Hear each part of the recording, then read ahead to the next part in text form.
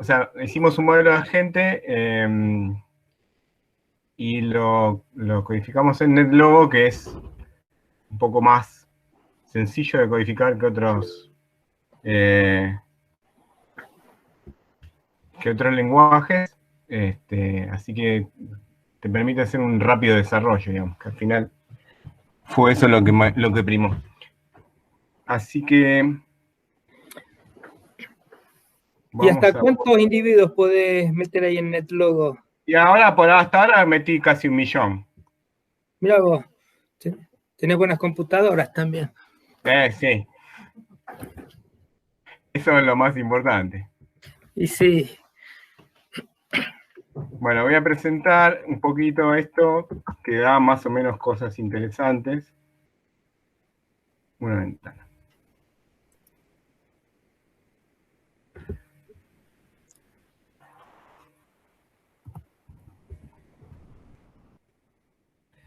A ver, F11. Esto le contaba que el modelo está codificado en el logo y iniciamos esto con una red tripartita nada más. O sea, solamente hay casas y trabajos, ¿no? Y la otra cosa que hay es este contacto casual, que es un viaje. Entonces, lo que ponemos es una cantidad de casas, una cantidad de trabajos, las personas van de casa al trabajo y vuelven. Es un modelo peronista. Sí. De casa al trabajo y de trabajo a casa. Y después, para contagiarse, se contagian de acuerdo a la cantidad local de personas que hay en la casa o en el trabajo, ¿no? Pesado también por el número de horas que pueden estar en el trabajo, que están en la casa o que están en viaje. O sea, tenemos 3 parámetros que son número de horas en la casa, número de horas en el trabajo, número de horas en el viaje. Y asumimos así que la cantidad o sea, cierta cantidad de trabajo, cierta cantidad de casas, un par de lugares que son hospitales, que en realidad existen como mecanismo interno de modelo, ¿no? Pero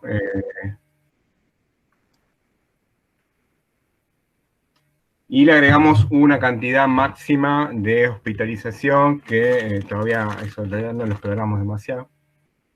Y usamos estas distribuciones para la cantidad de casas por trabajo y de personas por casa, la cantidad de personas por trabajo. Usamos una distribución uniforme, o sea que usamos lo más fácil de todo. Eso se podría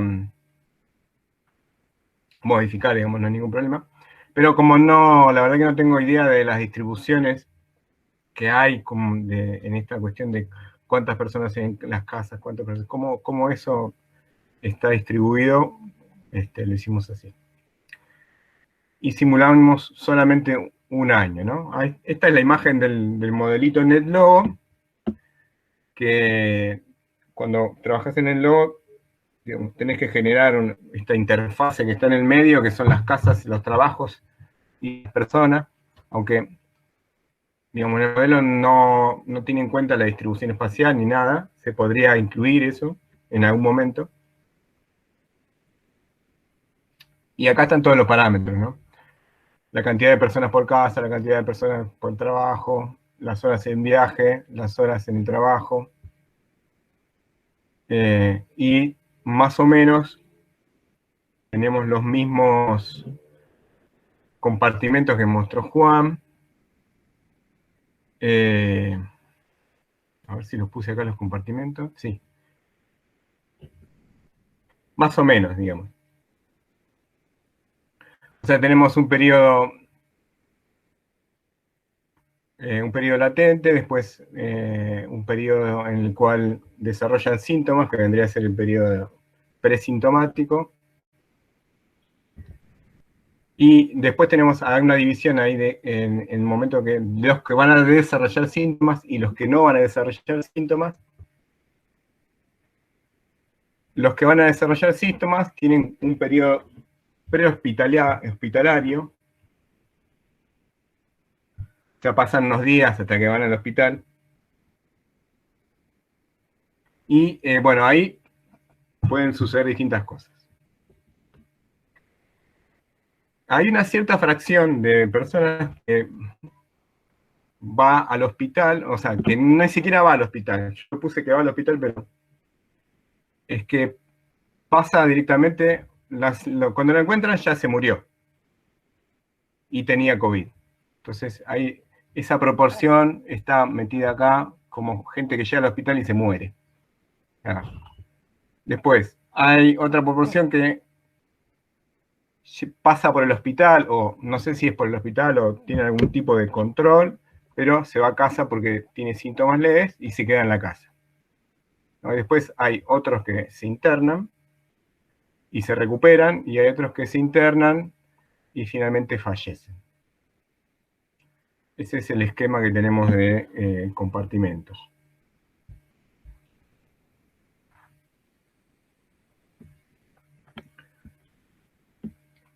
Bueno, y la dinámica que tenemos acá es, bueno, bien similar a la que tiene Juan. Lo que yo empecé a hacer con el modelo es... ¿Se puede agrandar un poquito, Leo, o no? Podría mostrarte directamente la pantalla. No, está bien, deja. Porque esta no la puedo agrandar más. Entonces está al máximo. ¿No se ve muy chiquita? No, está bien. Tranquilo que la... Después te muestro el modelo en vivo.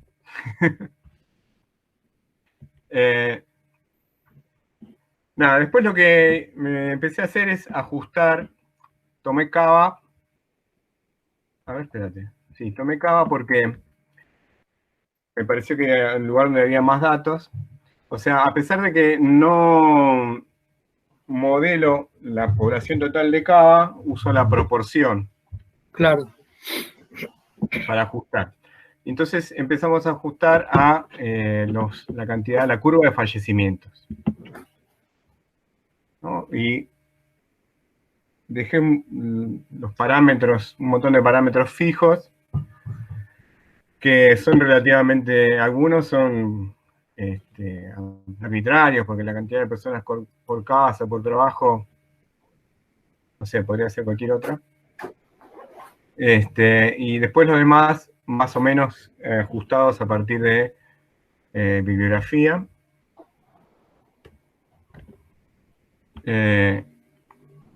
Y sí, las probabilidades de transición están calculadas con distribuciones exponenciales. Entonces, bueno, lo primero que hice fue hacer modelar con distinta cantidad de población. O sea, acá modelamos casi con 1.000.000 y acá con 150.000. Y con distintos beta. Esto es el número de fallecidos, era para ver si había algún tipo de efecto importante, digamos, con la cantidad de personas. No hay, ¿no?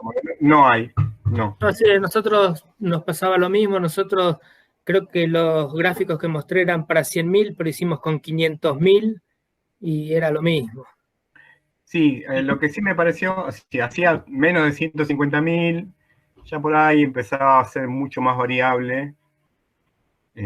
O sea, por más que cualitativamente era lo mismo, empezaba a ser más variable, mucho más variable, digamos,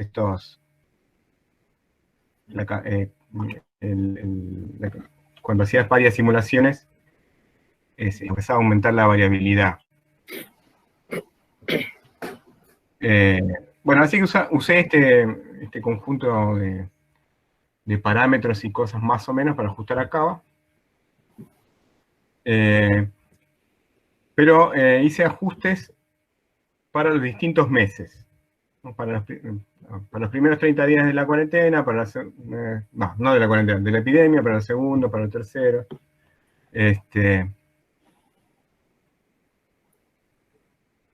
Y bueno, lo que fue dejando estos 4 parámetros libres, que en principio serían lo que más, los más sensibles para la epidemia, digamos, sería, o sea, la cantidad de horas que están en el laburo, la cantidad de horas que están en viaje, que es aumentar los contactos casuales, el B, que es la infecciosidad. No sé si es la infecciosidad o la tasa de ataque, exactamente nunca estoy seguro de esto, pero bueno. Y el porcentaje de los hospitalizados que fallecen. Lo que pasa es que están relacionados, pero tienen interpretaciones distintas. O sea, el beta es la tasa de conversión de transición, que es una de que pasa de susceptible a expuesto. Ese es el beta. Y eso siempre es una tasa de conversión. Y esa tasa depende del contacto y de que ese contacto resulte en infección. Que tiene que estar relacionado con la tasa de ataque. Lo que pasa es que la tasa de ataque en sí misma significa cuántos casos posibles o cuál es la probabilidad de transmisión dentro de un mismo ambiente. Claro, o sea, si el beta es este que tenés acá, este es una verdadera tasa, ¿no? Que es por unidad de tiempo. La tasa de ataque es una proporción. Uh-huh. O sea, es la proporción de infectados durante todo el periodo infeccioso del caso índice en un ambiente. Claro, esa es la tasa de ataque. Claro. La tasa de ataque, para que tenga una idea, es como el tamaño final de la epidemia promedio adentro de una casa. Ah, ok. No, bueno, esto es un beta, o sea, es una infecciosidad entonces. Claro, es probabilidad de transmisión por unidad de tiempo y por contacto, no sé si... Algo así, sí, está bien.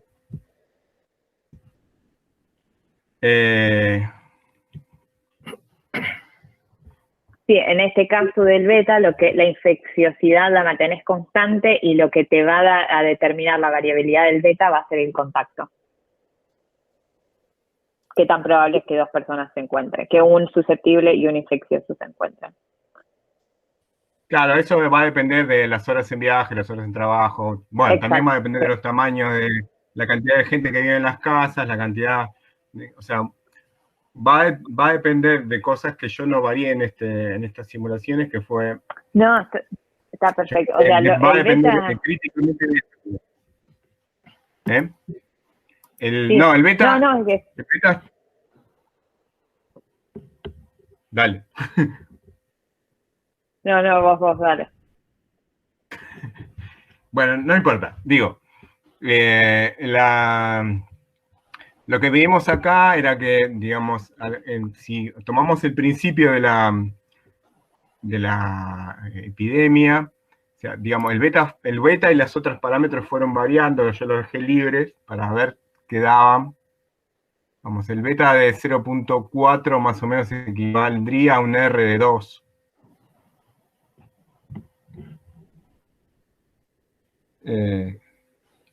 Pero bueno, en ninguno de estos casos sería una cosa, una epidemia libre, ¿no? Ni siquiera en los primeros 33 días. Pero bueno, lo que más o menos se ve es que, digamos, hay cierta evolución. Y bueno, estas curvitas que tengo por acá, este es un ajuste. La curva roja es la curva de fallecimientos y lo negro son simulaciones ajustadas para ese periodo, ¿no? Y verticales, están las que son negras verticales es el periodo que está tomado, ¿no? Las que son rojas fueron las fases de distintos que fueron que fue tomando el gobierno, o sea, la primera roja la cuarentena. ¿Hay líneas verticales rojas? ¿No se ven? No.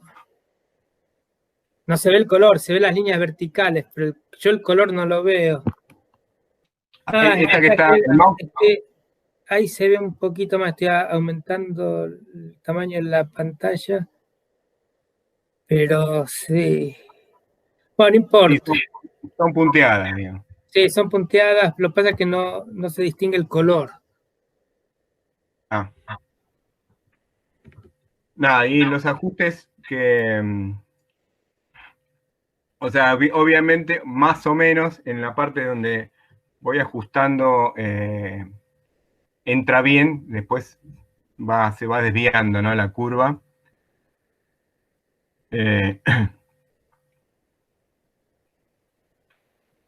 Y lo que tiene esto es que, o sea, son como, no es algo muy sofisticado porque en realidad lo que habría que hacer es ir haciendo que variaran los parámetros en los distintos periodos, ir ajustando con parámetros variables.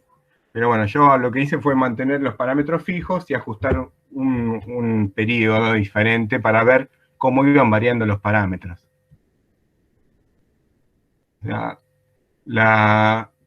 cuando ajusto, por ejemplo, acá al final, en este estoy ajustando al final de la curva, justo antes que empezara lo que se llama la reapertura programada. O sea, termina el ajuste el 1 de julio. ¿Fue el 1 de julio? No. Ya no me acuerdo la fecha. ¿Cuándo fue? La El reapertura 1 de julio del empezó 17. el nuevo ASPO y la reapertura programada el 17. El 17, sí. Ok. O sea, del 3 al 17 fue la estricta y después nos Sí, que no reabrimos fue muy... el virus. No, por ejemplo, acá lo único, por ahí se puede medir un poquito que si ajustamos por acá y miramos para atrás, los fallecidos reales quedan un poco por encima de lo que dice el modelo. Digamos. Si ajustamos más atrás, los fallecidos van a quedar por el medio, pero la curva posterior va a tender a ir por abajo. O sea que hubo, digamos, un efecto real de la cuarentena, pero es lento. O sea, esto demuestra, en cierta forma, que tiene mucha inercia, ¿no? Porque a pesar de que hubo cuarentena en la primera parte, esto parecería que si se hubiese seguido así, hubiese tenido un nivel más alto de epidemia con respecto a los ajustes finales.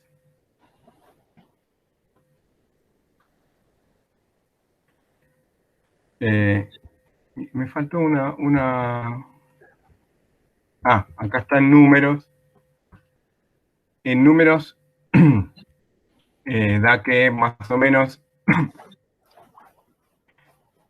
la epidemia terminaría, digamos, en un caso bueno. Ahora no veo lo que antes veía, no importa. Más o menos con alrededor del 60% de la población infectada. O sea, esto me extraña un poquito a pesar de que no usamos ninguna de los temas estos de tener cierta cantidad de gente que nos moviliza, que solamente tenemos casas, trabajos y viaje, igual nos da un porcentaje relativamente menor de casos de prevalencia, digamos, de la epidemia, ¿no? No nos da el 90%. Interesante. ¿Se entiende? Pero a ver, ¿dónde estaban los gráficos que tenías? Igual también eso puede tener que ver con que estás de alguna forma armando mini redes, porque me parece que una de las diferencias es que no tenemos mucha transmisión comunitaria salvo en el tiempo de viaje, ¿no? O sea, de que se puedan mezclar dentro de al azar en la población. Claro, es cierto. Juan, ¿estaba diciendo algo? No se te escuchaba. No, interesante que te dé el 60%. Habría que ver a qué se debe.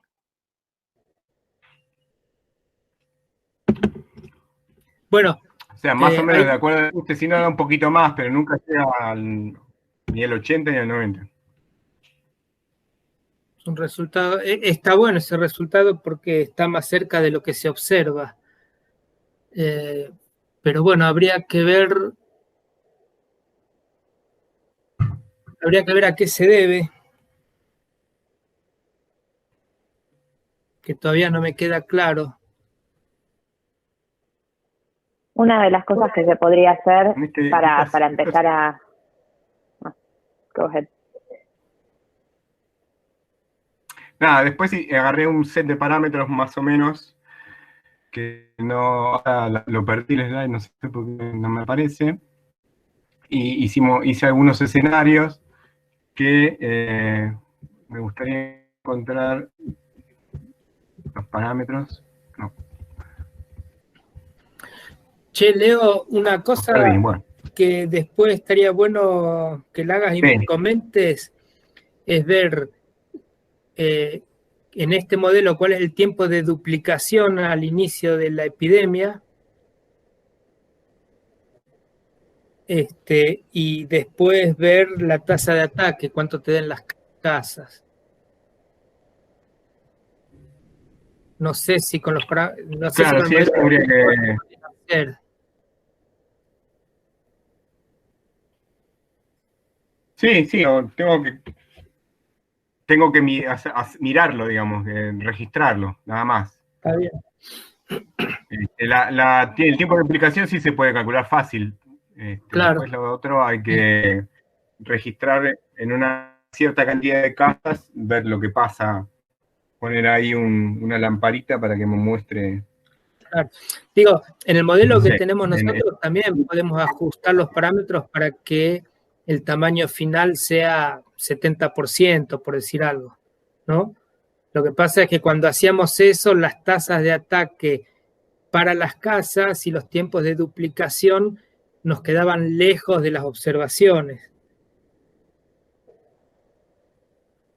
Pero sería interesante ver claro, qué sí. está pasando. Igual esto está como determinado el beta, ¿viste?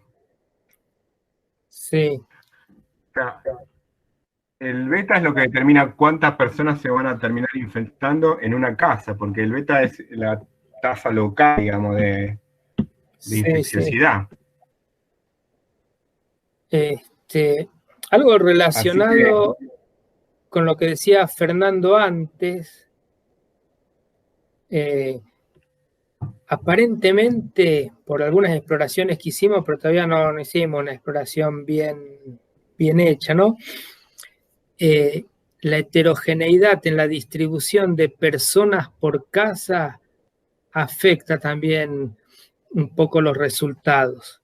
O sea, nosotros pusimos todas casas de 4, pero si nosotros dejamos la media de 4, pero tenemos casas que tienen una persona y otras que tienen 6, es como que eso también cambia un poco la dinámica. Digo, está relacionado con lo de Fernando en el sentido de que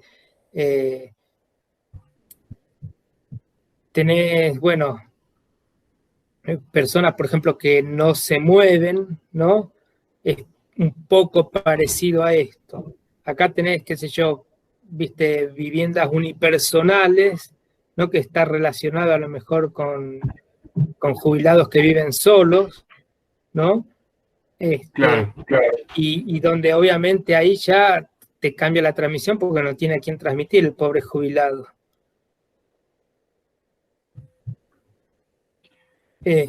Igual acá todos se mueven, digamos.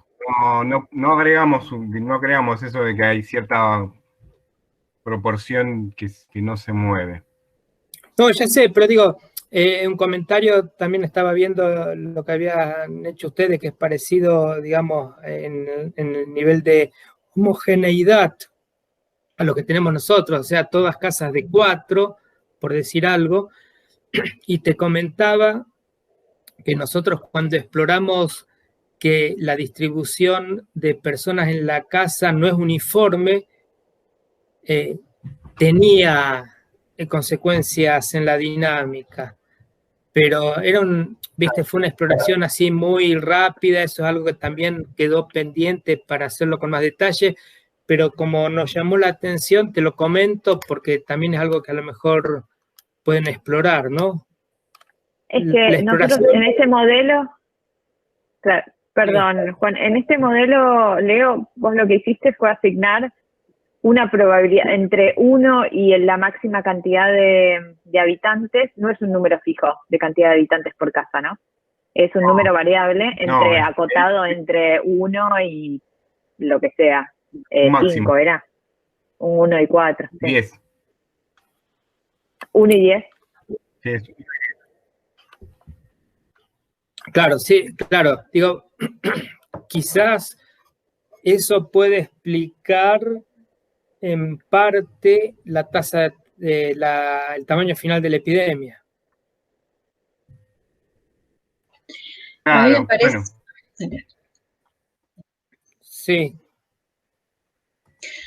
No, a mí me parece que una cosa que por ahí valdría la pena explorar, porque es cierto que así como está planteado con todas personas iguales y qué sé yo, es un grado de simplificación grande, pero yo no sé si agregando complejidad en esa cuestión uniforme, homogénea de base, tendríamos algo que se ajuste más a lo que vemos. Para mí hay una cuestión de esto de los super spreaders, como esos eventos de mucha transmisión, del que rompe la cuarentena y hace el baby shower, del que hace tal cosa. Esos eventos son un poco también los que están como alimentando de fondo eso. Entonces quizás mantener un modelo simple, con todos personas iguales, con este nivel de simplificación, pero modelando esos eventos de aparición de casos donde hay mucho contagio de golpe, quizás incorporando eso, tendríamos una cantidad de, como una retroalimentación un poquito más rápida que se parezca más a lo que vemos en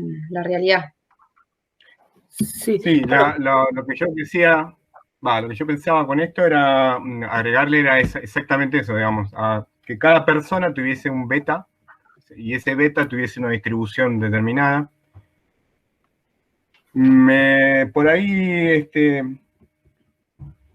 me parece que hay algún trabajo que hace algo en ese sentido, digamos, para ver cómo es la distribución del beta.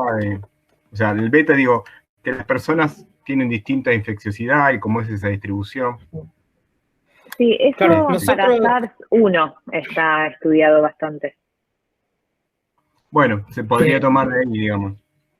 Sí, entonces, si tienen unas referencias las podrían mandar.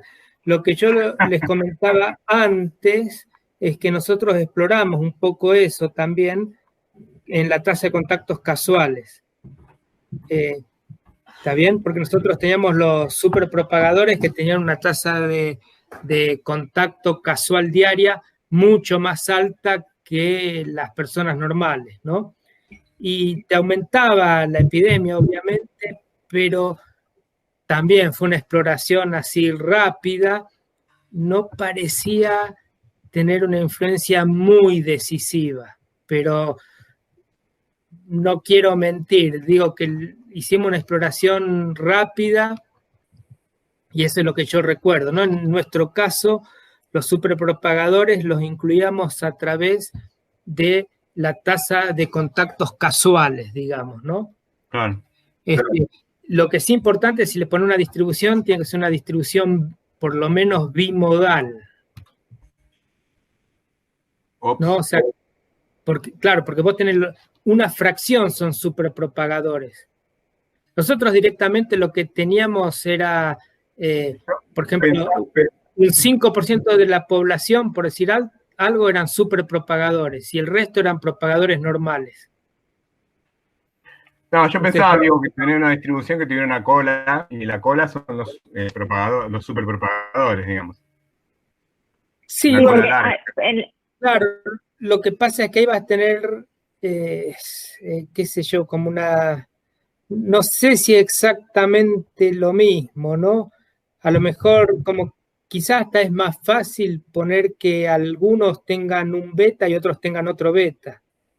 O poner que, digamos, algunos tienen un mayor contacto, o sea, directamente también se podría poner que esta variable que era el contacto casual, o sea, exactamente como lo hicieron ustedes. Eso, poner algunos que tienen mucho, una fracción que tiene mucho más que otros, y agregar esa heterogeneidad, en ese sentido también sería sencillo. Sí, es que para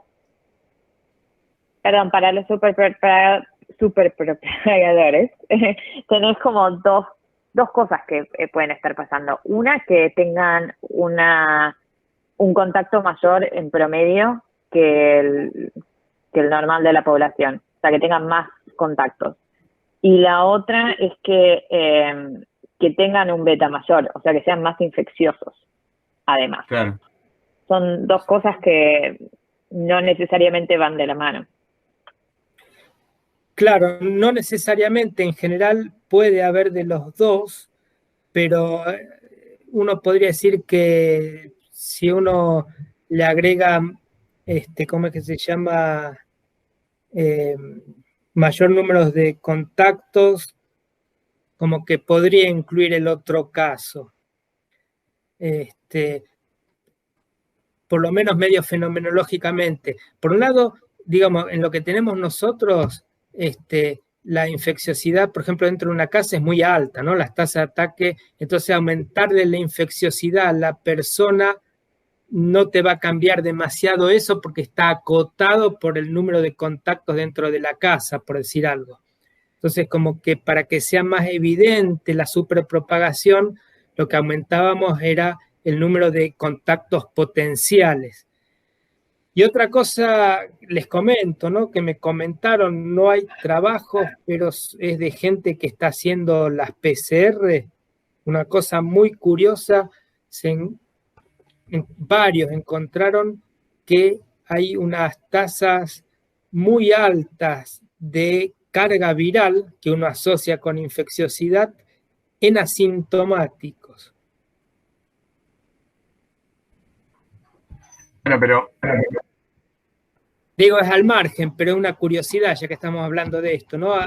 Es como que hay gente que encontró varias veces que en los asintomáticos la carga viral es más alta que en los sintomáticos. chao. No en todos, pero como Sí, que también varios... depende de cuándo se tomó la muestra. Sí, bueno, eso también. Digo, porque estoy pensando como que en los sintomáticos puede muchas veces ser sintomático o presintomático, con lo cual sabemos que el pico de la viremia ocurre a los 5 días. Y en general, si es sintomático o presintomático, se lo toman porque fue algún contacto estrecho, ¿no? Entonces tienden a tomárselo como más cercano al pico. Si es sintomático, en general muchas veces hay como un delay, entonces está como justo un poquito pasado el pico, entonces no me sorprendería, pero lo que sabemos es que los asintomáticos no necesariamente tienen una carga viral menor. Eso creo que está bastante reportado. O sea que en principio no necesariamente son menos infecciosos. Claro.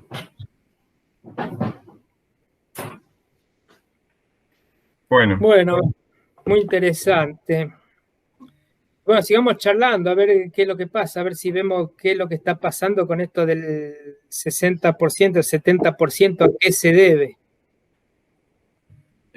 Claro, bueno, el asunto bueno, está mostrando, me están viendo la pantalla, este es el modelito que ahora está corriendo para 40.000 personas, más o menos 37.000 personas.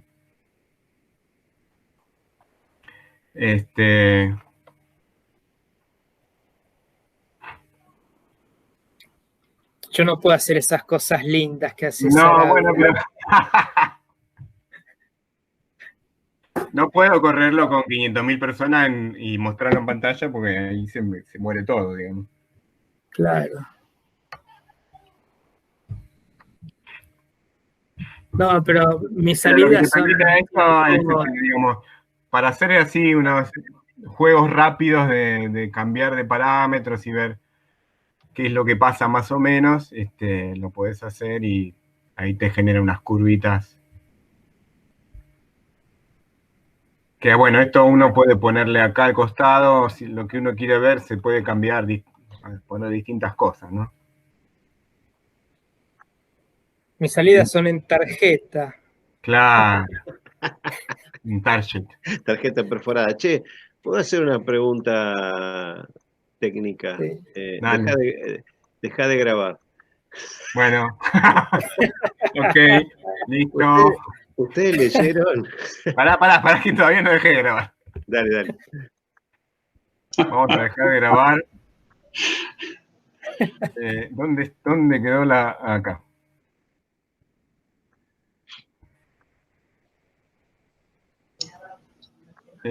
Más opciones de tener grabación. Bueno, nos despedimos de la audiencia.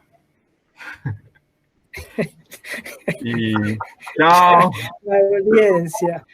Se van a quedar preguntándose qué habrán charlado después, ¿no? No, claro. Hay que dejar cierto suspenso, ¿no? Esto lo vamos a hablar en el próximo meeting. Yo veo que sigue grabando, ¿eh? A mí me figura grabando. Acá. Igual